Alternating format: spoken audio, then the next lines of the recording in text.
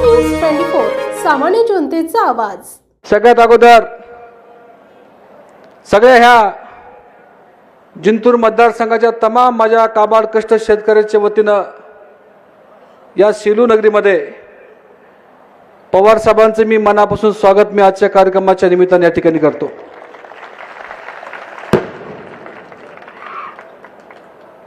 पवार साहेब खूप वर्षाच्या नंतर आमच्या सेलू नगरीमध्ये आले। मला पवार साहेबांना आठवण करून द्यायची। साहेब परभणी आणि जालना जिल्ह्यातला खूप मोठा प्रकल्प ज्याचं नाव होतं लोअर दुना प्रकल्प, ज्या प्रकल्पाचं भूमिपूजन देशाचे नेते शरदचंद्रजी पवार साहेबांनी केलं होतं आणि आज त्या प्रकल्पामुळं परतूर मतदारसंघ, जिंतूर मतदारसंघ असेल किंवा परभणी मतदारसंघ असेल, अशा हजारो शेतकऱ्यांच्या जमिनी पाण्याखाली आल्यात। त्याचं श्रेय कोणाला जात असेल तर त्याचं नाव आहे शरदचंद्रजी पवार साहेब या ठिकाणी बसले। मला चांगलं आठवते एकदा पवार साहेबांसोबत मी हेलिकॉप्टरमध्ये मला यायचा योग आला। औरंगाबादहून परभणीला कार्यक्रम होता आणि हेलिकॉप्टरमधून पवार साहेबांनी सेलू आल्या खाली बघितलं आणि मला म्हणले, अरे म्हणले विजय हे कुठलं धरण आहे? मी सांगितलं साहेब हे निंबदुधना प्रकल्प आहे आमच्या दोन्ही जिल्ह्याच्या बाउंड्रीवरचा। तो मला म्हणले पवार साहेब याचं भूमिपूजन मी स्वतः केलं म्हणले। म्हणजे हेलिकॉप्टरमधून धरण बघितलं आणि 30 वर्षापूर्वी ज्या धरणाचं उद्घाटन केलं त्याची आठवण ठेवणारा नेता, त्याचं नाव शरदचंद्रजी पवार साहेब या ठिकाणी बसले। आपल्याला सकाळचं संध्याकाळ आठवण राहत नाही, 30 वर्षापूर्वीची आठवण हेलिकॉप्टरमध्ये बघून साहेबांनी सांगितली होती। आज संपूर्ण जिंतूर विधानसभा मतदारसंघातल्या जनतेचे मी आभार या ठिकाणी मानणार आहे। 29 तारखेला मी माझा विधानसभेच्या निवडणुकीचा फॉर्म भरण्यासाठी सगळ्या जनतेला मी आवाहन केलं। मी सगळ्या लोकांना विनंती केली होती, एक दिवस आपलं शेतातलं काम बंद करा। कामगाराला विनंती केली, तुम्ही कामगार म्हणून तुमचं एक दिवस काम बंद करा। मजुराला विनंती केली की मजूर म्हणून तुम्ही माझ्यासाठी एक दिवस काम बंद करा। सगळ्या मतदारसंघातल्या जनतेने एक दिवस आपलं सगळं काम बंद केलं आणि विजय भांबळे सारख्या एका सर्वसामान्य कार्यकर्त्याला आशीर्वाद देण्यासाठी 35 ते 40 हजार लोक काल जिंतूरला या ठिकाणी तुम्ही आला होता। तुमचा सगळ्याचे मी आभार मी आजच्या कार्यक्रमाच्या निमित्ताने मानणार आहे। मला बरं वाटलं की एका गरीब कार्यकर्त्याला आशीर्वाद देण्यासाठी तुम्ही त्या ठिकाणी आला होता। मी सगळ्या मतदारसंघातल्या जनतेला काही गोष्टींचा उल्लेख या ठिकाणी करणार आहे। खरं पाहिलं तर मला कोणाला आरोप करायचा नाही, पण 2-3 गोष्टी मला जनतेला आवर्जून सांगायच्या। आपल्या मतदारसंघामध्ये जालना ते नांदेड समृद्धी मार्ग जे आपल्या महाविकास आघाडीच्या सरकारमध्ये उद्धव ठाकरे साहेब मुख्यमंत्री होते त्यांच्या काळामध्ये हा प्रकल्प मंजूर झाला। प्रकल्प मंजूर झाला, सगळ्या शेतकऱ्याला वाटलं की चांगल्या प्रकारचं काम होईल, शेतकऱ्याच्या जमिनीला चांगल्या प्रकारचा भाव मिळेल अशी अपेक्षा त्या शेतकऱ्यांनी व्यक्त केली। आज 3 वर्ष झालं त्या शेतकऱ्यांना कुठल्या प्रकारचा मुआवजा मिळाला नाही, त्यांना कुठल्या प्रकारचे जमिनीचे पैसे मिळाले नाही। तो प्रकल्प आणखीन रखडला आहे आणि तो प्रकल्प होऊ नये म्हणून प्रचंड अधिकाऱ्यावरती दबाव टाकण्याचं काम या मतदारसंघातले लोकप्रतिनिधी व या महाराष्ट्राचे गृहमंत्री या दोघांनी मिळून समृद्धी मार्गाचं काम थांबवण्याचं काम या ठिकाणी केलं. अधिकाऱ्यांना रजेवरती पाठवलं. एक डेप्युटी कलेक्टर सानप मॅडम होत्या, त्यांना सुद्धा रजेवरती पाठवलं की समृद्धी मार्गाचे पैसे निघले नाही पाहिजे. प्रचंड शेतकऱ्याचं नुकसान करण्याचं काम या मतदारसंघामध्ये काही लोकांनी केलं, हे सुद्धा मला आजच्या कार्यक्रमाच्या निमित्ताने या ठिकाणी व्यक्त करायचं.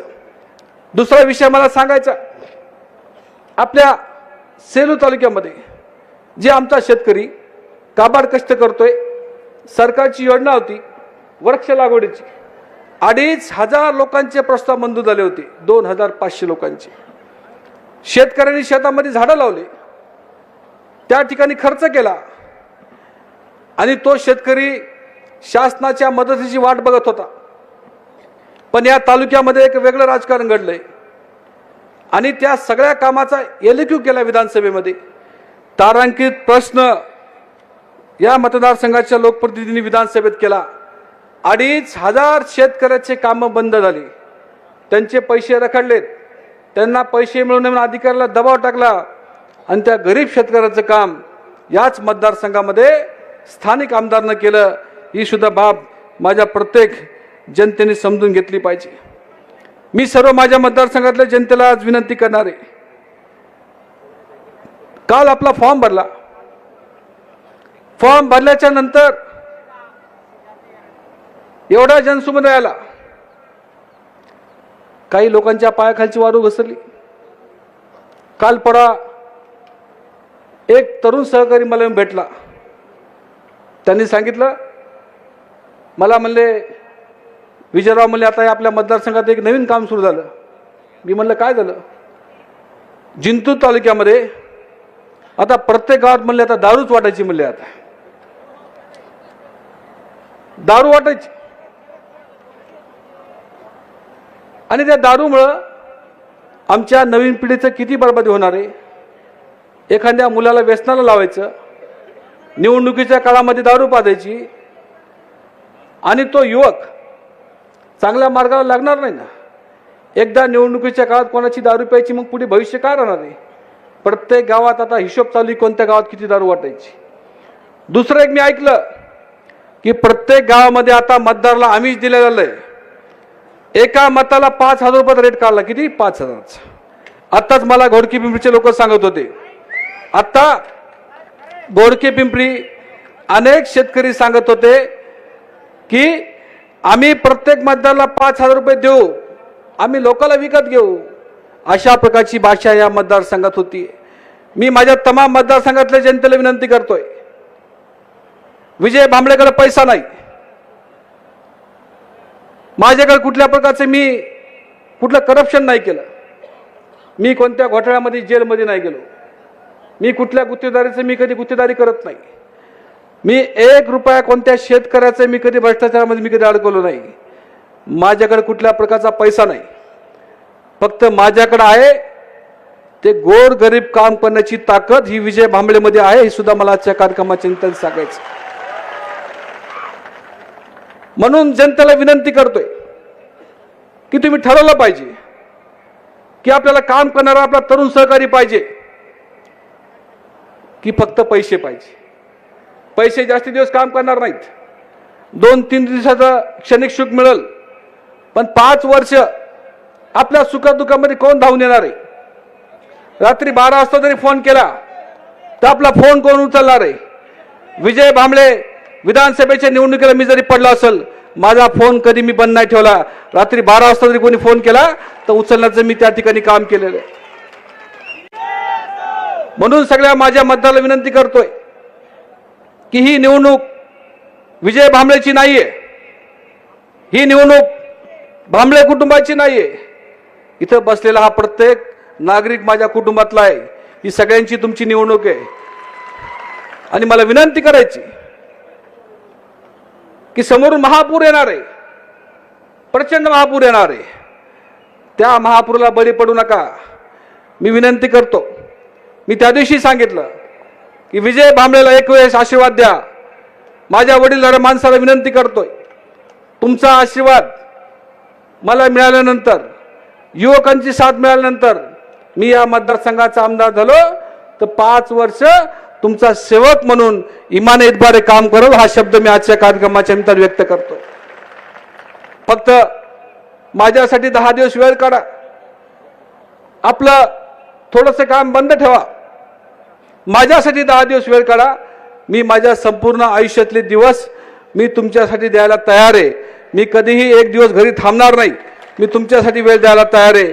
यासाठी 10 दिवस माझ्यासाठी तुम्ही वेळ काढावा अशा प्रकारची विनंती मी आजच्या कार्यक्रमाच्या निमित्ताने या ठिकाणी करतो. पवार साहेब, मी 2-3 गोष्टींचा उल्लेख या ठिकाणी करणार आहे. आपलं सरकार महाराष्ट्रामध्ये येणार याच्यात काही शंका नाही. महाविकास आघाडीचं सरकार साहेब, काय झालं या महाराष्ट्रामध्ये या 4-5 वर्षामध्ये एवढे विचित्र प्रकार व्हायलेत. महापुरुषांची विटंबना केली चालली. महापुरुषांच्या बाबतीत कोणी काही म्हणते. महाराष्ट्रामध्ये एक राज्यपाल आलते भगतसिंगजी कोश्यारी, त्यांनी छत्रपती शिवाजी महाराजांबद्दल काहीतरी बोलले. अहिल्या महात्मा ज्योतिबा फुलेंबद्दल काहीतरी बोलले. मुस्लिम बांधवांचे काही महापुरुष आहेत त्यांच्याबद्दल कोणी काहीतरी बोलतंय.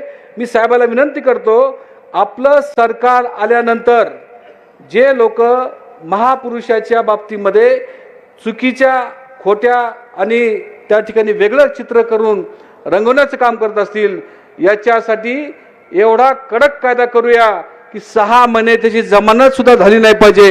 हे काम मात्र साहेब काही करून करावं लागते. आमच्या महापुरुषाची विटंबना करण्याचं काम या महाराष्ट्रामध्ये भाजपचे लोक करतात. याला कडक कायदा करण्याचं काम या महाराष्ट्राचं सरकार आपलं आलं तर नक्कीच मी पवार साहेबांकडे आग्रह धरणार आहे आणि हा कायदा विधानसभेत पारित करू आणि त्यांना कठोर शिक्षा देण्याचं काम करू. हा विश्वास मी आजच्या कार्यक्रमाच्या निमित्ताने या ठिकाणी व्यक्त करतो. जाते वेळेस एवढं सांगतो सगळ्या माझ्या वडीलधाऱ्या माणसांना की मी तुमच्या मुलासारखा आहे. मी तुमचा मुलगा आहे आणि मला एक वेळेस पदरात घ्या. युवकाला विनंती करतो की माझ्याकडे द्यायला काही नाही, फक्त प्रेम आहे मला.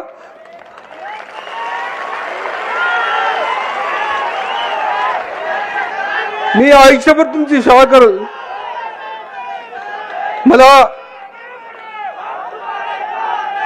मला फक्त तुमची सेवा करायची. मला कोणाचे पैसे खायचे नाही. मला फक्त तुमचा आशीर्वाद पाहिजे. विजय भांबळे आमदार झाला तर तुम्ही सगळे आमदार आहेत एवढं लक्षात ठेवा. आणि पुन्हा एकदा मला तुमच्या सगळ्याची सेवा करण्याची संधी द्यावी अशा प्रकारची विनंती मी आजच्या कार्यक्रमाच्या निमित्ताने करतो. आणि मला आज नक्कीच एवढा जनसमुदाय बघून आज मला नक्कीच असं वाटतंय की नक्कीच 20 तारखेला आपण सगळेजण तुतारीचं बटन दाबून मला आपण निवडून देताल अशी अपेक्षा या ठिकाणी बाळगतो आणि माझं मनोगत थांबवतो. जय हिंद, जय महाराष्ट्र, जय राष्ट्रवादी. महाराष्ट्रामध्ये होऊ घातलेल्या विधानसभेच्या निवडणुकीच्या पार्श्वभूमीवर जिंतूर सेलू विधानसभा मतदारसंघातील महाविकास आघाडीचे अधिकृत उमेदवार सन्माननीय विजयरावजी भांबळे साहेब यांच्या निवडणूक प्रचारार्थ आयोजित केलेल्या जाहीर सभेचे मुख्य मार्गदर्शक,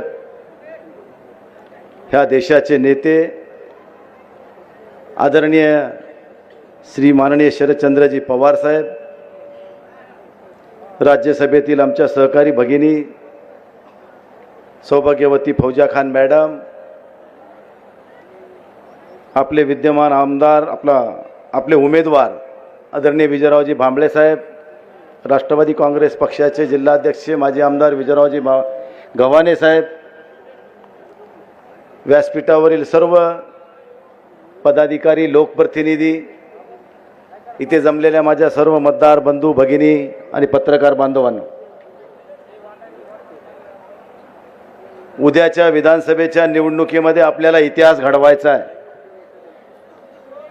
आपण बघितलं असाल हे 5 वर्षाची कारकीर्दमध्ये 2.5 वर्षाचा कार्यकाळ जर बघितला असता तर काळ्या इतिहासामध्ये त्याची नोंद करावी अशा स्वरूपाचा कारभार ह्या सध्याच्या राज्याच्या सरकारने केला हे आपण सगळे उघड्या डोळ्याने बघतोय.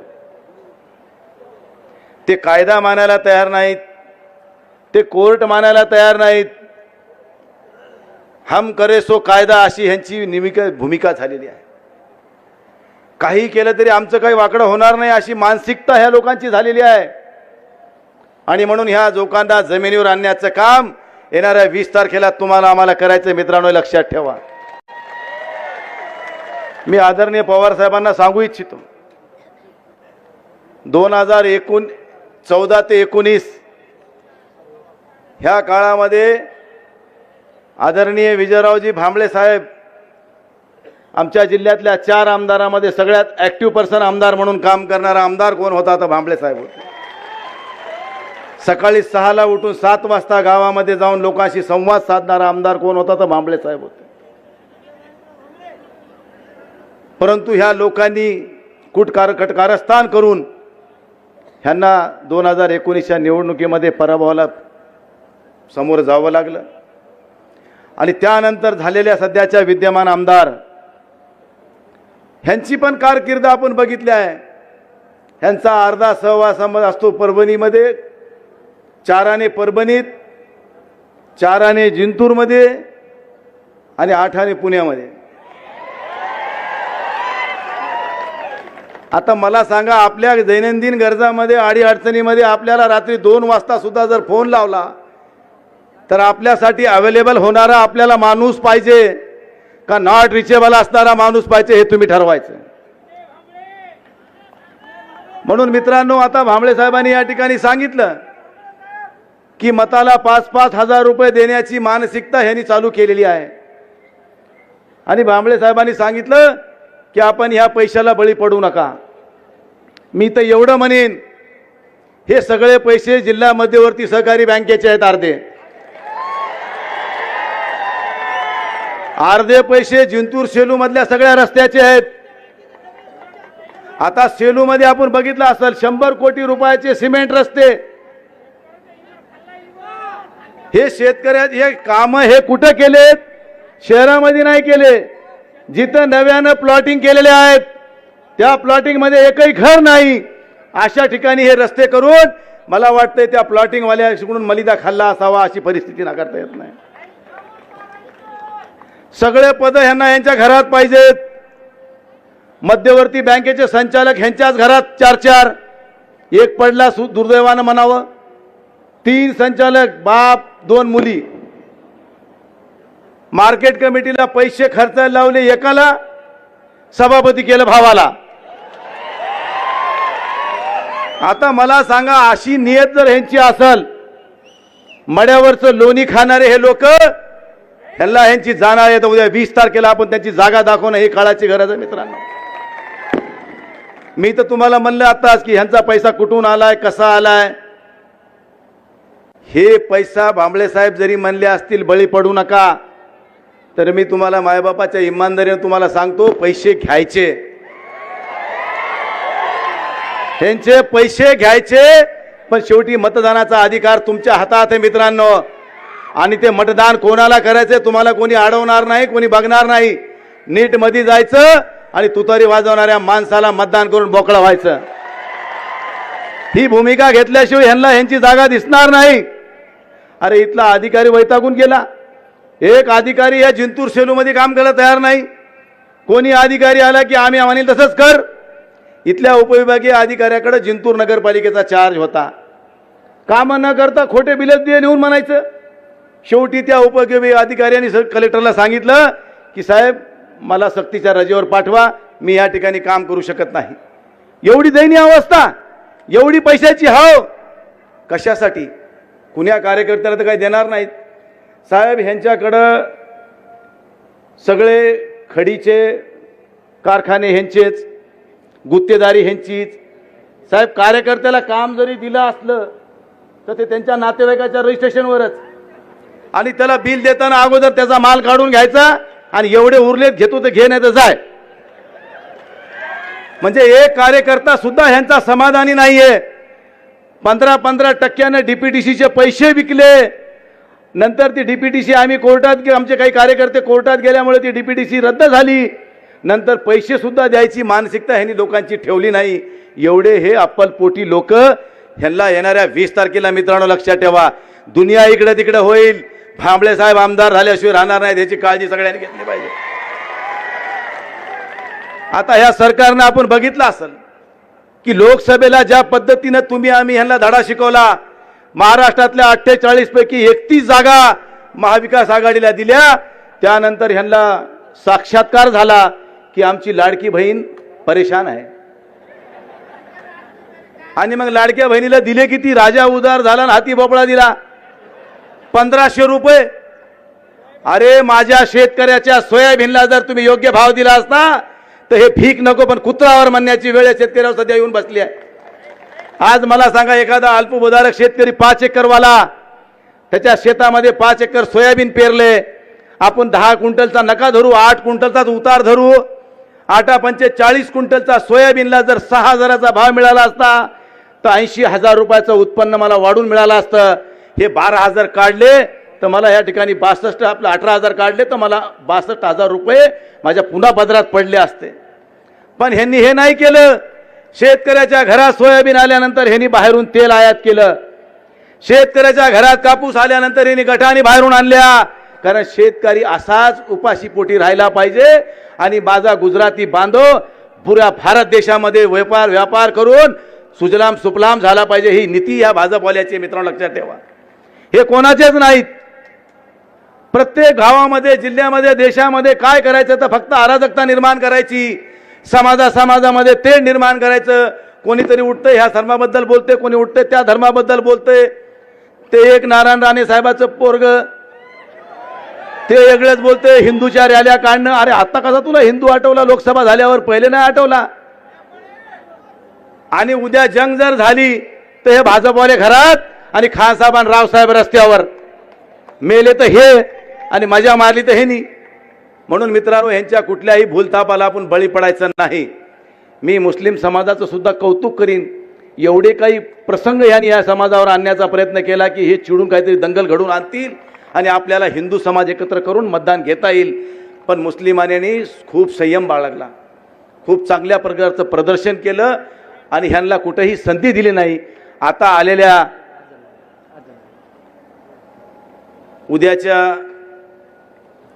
20 तारखेला लोकशाहीतलं पवित्रदान आपल्याला मतदान करायचं आहे आणि ते मतदान आपण तुतारी वाजवणाऱ्या माणसासमोरचं बटन दाबून आदरणीय विजय भांबळे साहेबाला निवडून देताल अशी अपेक्षा व्यक्त करतो. पुन्हा एकदा या ठिकाणी आपल्या सगळ्यांचे जाहीर आभार मानतो आणि थांबतो. धन्यवाद. जय हिंद, जय महाराष्ट्र. देशाचं राजकारण हे मोदी साहेबांच्या हातामध्ये होतं आणि मोदी साहेबांचा दृष्टिकोन राज्यातल्या विविध प्रश्नांची सोडवणूक करण्यासाठी सत्तेचा वापर करणं आवश्यक आहे, पण त्याकडे त्यांचं लक्ष नव्हतं.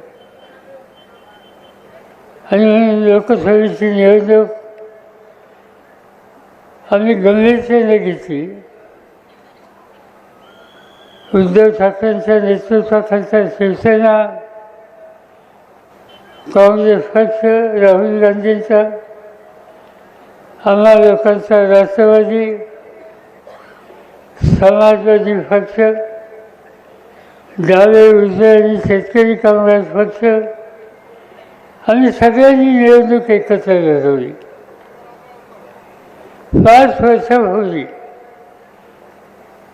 ही लोकसभेची निवडणूक झाली. त्यावेळेला समान राज्यात काँग्रेस पक्षाला 1 जागा मिळाली होती आणि आमच्या राष्ट्रवादीला 4 जागा मिळाल्या होत्या.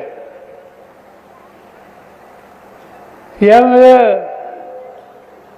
मोदींचे हात बळकट झाले. अपेक्षा अशी होती की एवढ्या लोकांचा पाठिंबा मिळाला तर लोक समाधानी कसे होतील यासाठी पावलं टाकली जातील. पण त्यांनी समाजाचे महत्त्वाचे घटक आहेत त्यांच्याकडे लक्ष दिलं नाही. या देशामध्ये एकंदर लोकसंख्येच्या जवळपास 58% लोक शेती करतात, कळायची इमान राखतात, देशाच्या जनतेची भुकेची स्थिती घालवतात, अन्नधान्याचं उत्पादन करतात पण मोदी साहेबांचं लक्ष या वर्गाकडे नव्हतं. महाराष्ट्रामध्ये या देशामध्ये एक गोष्ट सारखी बघायला मिळत होती आणि ती बाब म्हणजे शेतकऱ्यांची आत्महत्या. का शेतकरी आत्महत्या करतो? घरदार संसार मुलं बाळ सोडून आत्महत्याच्या रस्त्यावर काय जातो? माझ्याकडे शेती खात्याचं काम होतं. त्यावेळेला एक दिवशी दिल्लीमध्ये बातमी मिळाली, यवतमाळ जिल्ह्यामध्ये एका शेतकऱ्याने आत्महत्या केली. ती वाचली वाचली मला झोप आली नाही. दुसऱ्या दिवशी सकाळी त्यावेळेला प्रधानमंत्री होते डॉक्टर मनमोहन सिंग. मनमोहन सिंगांच्याकडे गेलो आणि त्यांनी सांगितलं की शेतकऱ्यांनी आत्महत्या केली, ही गोष्ट गंभीर आहे, त्याचं कारण काय, कुठं चुकतं आहे का, हे बघण्याच्यासाठी आपण दोघंही यवतमाळला जाऊया. त्यांनी संमती दिली. दुसऱ्या दिवशी आम्ही दिल्ली निघालो, नागपूर आलो, नागपूरला यवतमाळला गेलो आणि ज्या घरात आत्महत्या झाली होती त्या घरच्या लोकांना भेटायला गेलो. घराचा करता माणूस घर सोडून गेला. माऊली त्याची बायको त्या ठिकाणी होती. लग्न झालेली एक मुलगी होती घरात आणि शाळेतनं नुकताच कॉलेजमध्ये प्रवेश केलेला एक तरुण मुलगा होता. त्या माऊलीला विचारलं, का तुझ्या बायकाने आत्महत्या केली?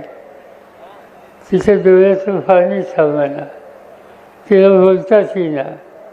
मी समजून घातली आणि विचारले की कारण काय होतं.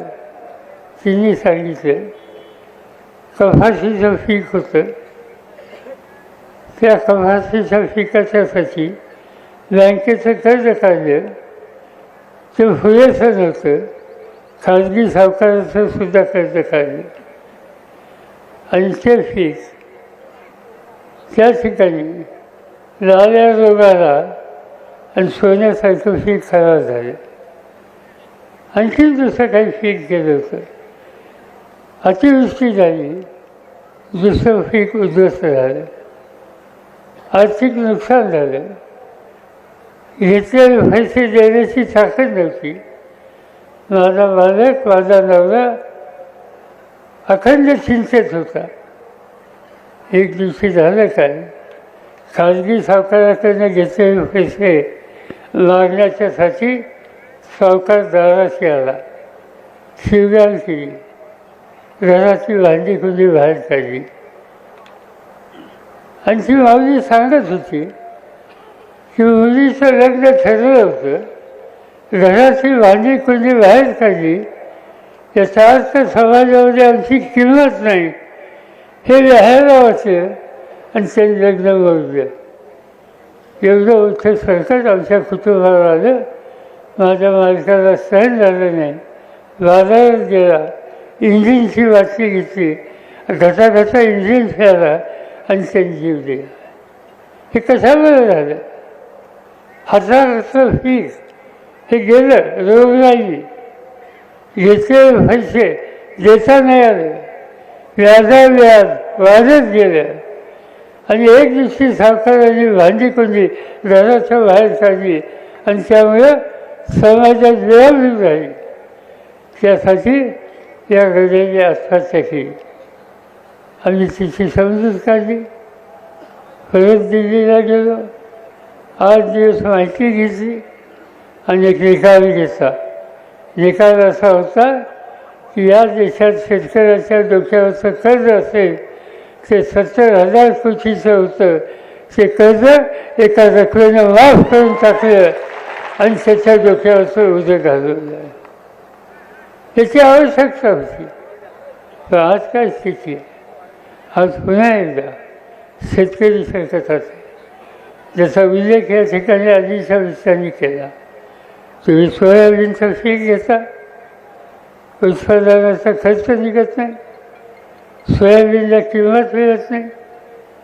तुम्ही कपाशीचं पीक घेता, परदेशाचा कापूस आणला जातो, कापसाला किंमत मिळत नाही, शेतकरी अडचणीत जातो. अलीकडच्या काळामध्ये साखर धंदा महाराष्ट्राचा महत्त्वाचा धंदा आहे. ऊसाचं पीक घेतो, साखर तयार करतो, परदेशामध्ये साखर पाठवायचा निर्णय घेतला. मोदी सरकारने ठरवलं परदेशात साखर पाठवायची नाही. म्हणजे परदेशातलं शेतीवाडीचा आणायचा, पण शेतकऱ्यांनी इथं पिकालं, देशाची गरज भागली, माल शिल्लक असला तरी तो निर्यात करायचा नाही.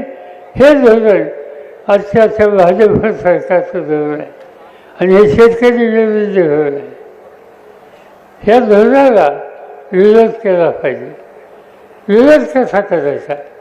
विरोध करायचा असेल तर उद्या होणाऱ्या निवडणुकीमध्ये ज्यांच्या हातात सत्ता आहे आणि त्या सत्तेचा गैरवापर शेतकऱ्याच्या विरोधी जे करतात त्यांचा पराभव करणं हा निकाल तुम्हाला घ्यावा लागेल.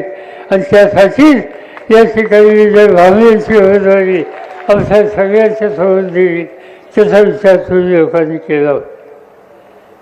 अनेक गोष्टी सांगण्यासारख्या आहेत. आज काय व्यवस्था या ठिकाणी? मुलं शिकवली तुम्ही, शेतीला चांगलं कॉलेज आहे, नूतन महाविद्यालय. मला आठवत आहे की गोविंदबाई साफ होते, भांगडिया होते, पिनाकर सासनकर होते. या सगळ्यांनी या ठिकाणी महाविद्यालय केलं.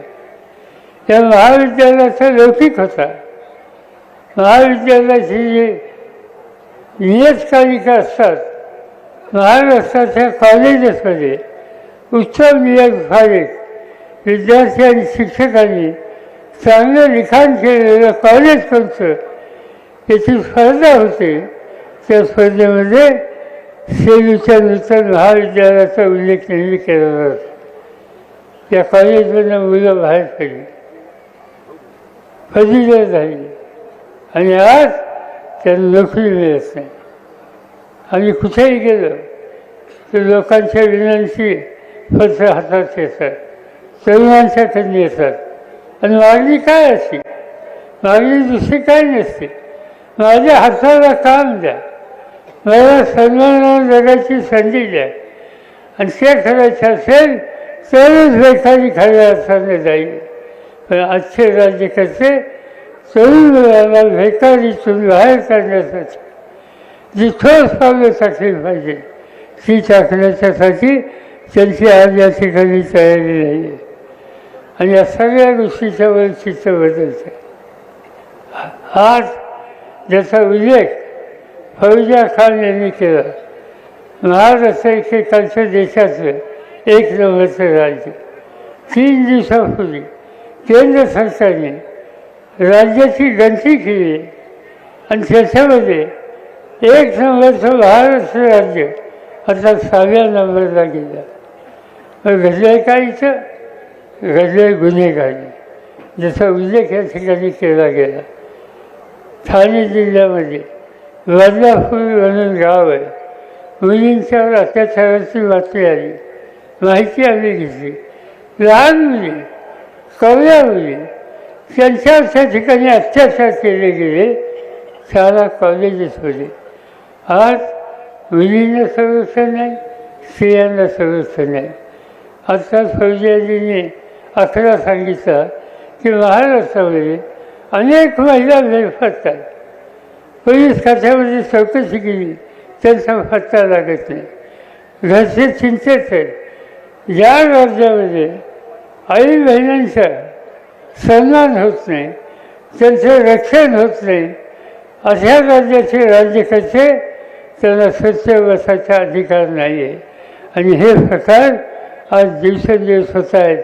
आणि म्हणून एका बाजूनं स्त्रियांच्या अत्याचार, दुसऱ्या बाजूनं शेतकऱ्यांचा अन्याय, तिसऱ्या बाजूनं गुन्हेगारी आणि चौथ्या बाजूने भ्रष्टाचार, यही वैशिष्ट्य आज महाराष्ट्राची झालेली आहे. सगळीकडे भ्रष्टाचार पकडलेला आहे. त्याचा उल्लेख मागाशी केला गेला.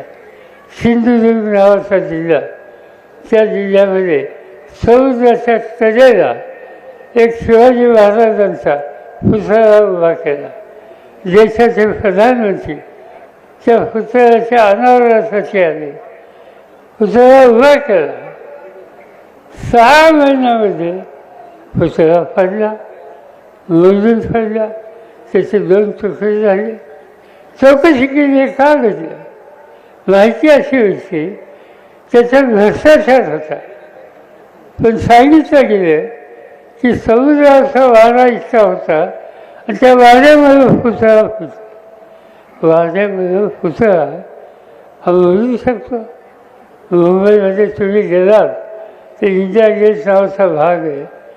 50 वर्षाच्या पूर्वी छत्रपती शिवाजी महाराजांचा पुतळा त्यावेळेचे मुख्यमंत्री यशवंतराव चव्हाण यांनी उभा केला. समुद्राचं वारं समोर आहे. त्या पुतळ्याला काही झालेलं नाही. शिवाजी पार्क मुंबईमधली महत्त्वाची जागा, समुद्राच्या जवळ, तिथे शिवाजी महाराज यांचा उभा पाहिल्यावरचा पुतळा आहे. आज 60 वर्ष झाली. वारा आहे, बाकी सगळं आहे, पण त्या पुतळ्याला काही झालेलं नाही. आणि सिंधुदुर्गाचा पुतळा मोदींनी उद्घाटित केलेला आज महिन्यात पडतो. आणि चौकशी केल्याच्यानंतर स्वच्छ असं दिसतंय त्या पुतळा करण्यामध्ये भ्रष्टाचार झाला. छत्रपती शिवाजी महाराज यांच्या पुतळ्याच्या उभारणीतसुद्धा भ्रष्टाचार करण्याची भूमिका जे घेतात त्यांच्यासाठी नादान माणसं या महाराष्ट्रात दुसरी कुणी नाही. आणि म्हणून अशांचा पराभव करण्याच्या उद्देशाची भूमिका आज तुम्ही आम्ही लोकांनी घेतली होती. या सरकारला रस कशाचा? पक्ष फोडला.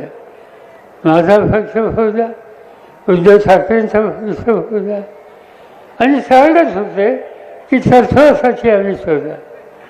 आजच भुजबळ महाराष्ट्राच्या मंत्रिमंडळाचे मंत्री त्यांना प्रश्न विचारला होता काल की तुम्ही लोकांनी तुमच्या पक्षाची फूट पाडली आणि सत्ताधारी लोकांच्याकडे गेलं, काय तुम्ही याच्यामध्ये कळवलं? त्यांनी उत्तर दिलं, आम्हाला जेलमध्ये जायचं नव्हतं. त्यांनी असं सांगितलं की त्यांना स्वतःला तुरुंगात टाकलं गेलं होतं आणि सुटका झाली कधी? आम्ही मोदी साहेबांच्या बाजूला गेलो तेव्हा. आम्हाला जर तुरुंगात जायचं नसेल तर मोदी साहेबांच्या बरोबर जावं लागेल, दुसरा काही पर्याय नव्हता. आणि ते काम आम्ही केलं. पक्षाची फॉलोफॉल केली की केवळ आमच्या खात्यातून आमची सुटका व्हावी यासाठीच आम्ही हा उद्योग केला. हे जाहीरपणाने एका ज्येष्ठ मंत्र्यांनी काल सांगितलं. याचा अर्थ हा आहे की आजचे सत्ताधारी मोदी साहेब असोत, त्यांचे सगळे सहकारी असोत, सत्तेचा गैरवापर ते करून विरोधकांच्या खोटे खचरे बनणं, त्यांच्या खचरेवरून तुरुंगात टाकायची भाषा करणं. राहुल गांधी सर्व देशामध्ये हिंसा आहेत. काल ते महाराष्ट्रामध्ये होते परवा दिवशी आणि कालच त्यांच्यावर एक खटला भरला गेला आणि त्याची चौकशी सुरू केलेली आहे. याचा अर्थ हा आहे की विरोधकांना राजकारण करून द्यायचं नाही, खोट्या गोष्टी करणाऱ्यांना संरक्षण द्यायचं, भ्रष्टाचारामध्ये गुंतलेल्याला वाचवायचं आणि सत्ता हातात घ्यायची आणि त्या सत्तेचा वापर स्वतःच्या जवळच्या लोकांच्या भल्याच्यासाठी करायचा. एवढं एकच कमी काम आज मोदी आणि त्यांचे सहकारी करत आहेत. या सगळ्यांना जर शिकवायचं असेल तर उद्याच्या विधानसभेच्या निवडणुकीमध्ये उद्धव ठाकरेंच्या नेतृत्वाखाली जो पक्ष आहे त्यांचा विजयी करणं, त्यांची खून मशाल आहे त्यांना मदत करणं, काँग्रेसची खून हात आहे त्यांना मदत करणं आणि राष्ट्रवादीची खून जी आहे ती राष्ट्रवादीची आमच्या खून तुतारी वाजवणारा माणूस त्याच्यासाठी हे करायचं. या सगळ्यांना जिथं जिथं तुमच्याकडं या तिन्हीपैकी जी खूण असेल त्याच्या पुढचं वचन द्यावा. मी तुम्हाला खात्री देतो की महाराष्ट्राचा चेहरा बदलल्याशिवाय राहणार नाही. कालच्या मुंबईच्या विषयीमध्ये आम्ही लोकांनी महाराष्ट्राच्या जनतेला 5 गोष्टीची गॅरंटी दिली. कोणत्या 5 गोष्टी आहेत? तुम्ही महाविकास आघाडीला मोठ्या मताने विजय केल्यानंतर आम्ही 5 गोष्टी याचा शब्द तुम्हाला देतो. पहिली गोष्ट आहे, एक योजना आहे तिचं नाव महालक्ष्मी योजना. महालक्ष्मी योजनेच्या अंतर्गत दर महिन्याला महिलेला 3,000 रुपये हे दिले जातील आणि एसटीचा पास हा मोफत दिला जाईल. जो शेतकरी अडचणीत आहे, कर्जबाजारी आहे, या शेतकऱ्यांना 3 लाख रुपयांपर्यंत कर्ज माफ केलं जाईल आणि नियमित कर्ज फेडेल त्याला 50,000 रुपयाचं प्रोत्साहन दिलं जाईल. आज आरक्षणाचा प्रश्न महत्त्वाचा आहे. जातीनिहाय जनगणना करणार आणि 50% आरक्षण ही जी मर्यादा आहे ती काढून टाकणार आणि हे आरक्षण कष्टकऱ्यांना सर्वांना सहज मिळेल याची व्यवस्था करणार. जी मुलं शिकली आणि नोकरी नाही, बेरोजगार आहेत, या मुलांना दर महिन्याला 4,000 रुपयाची मदत ही केली जाईल. आणि ज्या कुटुंबामध्ये एखादी व्यक्ती आजारी आहे त्याला आजारातून बाहेर काढण्याच्यासाठी हॉस्पिटलचा खर्च हा झेपत नाही आणि म्हणून जो कोणी आजारी असेल या सगळ्यांना 25 लाख रुपयेपर्यंत आरोग्य विमा आणि त्याला लागणारी सगळी औषधं ही मोफत हा निर्णय उद्धव ठाकरे, मी स्वतः आणि राहुल गांधी यांनी जाहीर केलेला आहे. पण त्याच्यामध्ये एकच गोष्ट आहे, या सगळ्या गोष्टी आम्ही करू. जसं 71,000 कोटीचं कर्ज माफ केलं तसं या सगळ्या गोष्टीसुद्धा करू. पण आणि तो फळ म्हणजे हा की उद्याच्याला मतदानामध्ये यांना तुम्ही मतदान करा, यांच्या हातात सत्ता द्या. सत्ता आल्यानंतरच हे काम करणं शक्य होईल आणि त्यासाठी तुम्हा सगळ्यांची सगळी शक्ती या तिन्ही पक्षांना आणि या ठिकाणी विजय भावनेंना मोठ्या मताने विजय करून तुम्ही द्या. महाराष्ट्राचं राजकारण हे बदलून दाखवू हाच विश्वास या ठिकाणी मी तुम्हा सगळ्यांना देतो आणि पुढच्या गावाला जायला तुमची परवानगी घेतो. जय हिंद, जय महाराष्ट्र.